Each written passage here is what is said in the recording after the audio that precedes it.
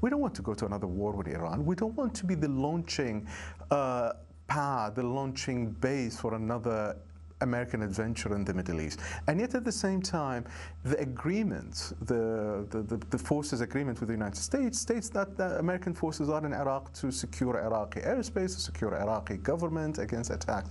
So that shift in the narrative, that using Iraq as a launchpad, of course would make Iranian allies in the region jittery, accuse the Americans of plotting against them and something. And again, using that American argument to counter the demonstration in the street. This is what these militias have been doing all along, even before these strikes. So now you have the strikes. Now you have this rhetoric, this Trump rhetoric.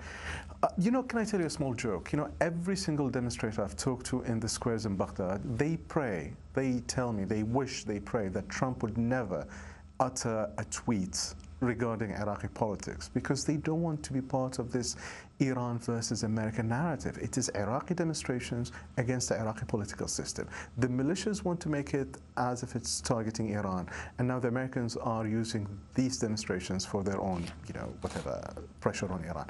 This is the delicate situation in Iraq, and it's a country awash with weapons, with militias, with military forces. And a new civil war can spark within hours, if not days. Well, Ghaith, you were just in Baghdad before Christmas when these widespread protests were ongoing.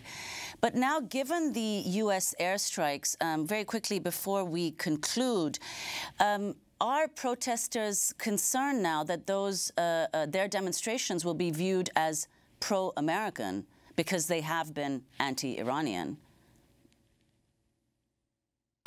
Yes, I mean, this is the biggest concern for the demonstrators. The biggest concern is that they would be labeled as pro-Americans or stooges in an American plot against Iran. But at the same time, the youth, the people on the streets, the writers, all have been very vocal from day one to say that we are not part of any American plot. They denounce these American airstrikes, and they're trying to push back the momentum or the narrative towards electing a new prime minister and reforming the constitution and the election law, which has been their demand from day one.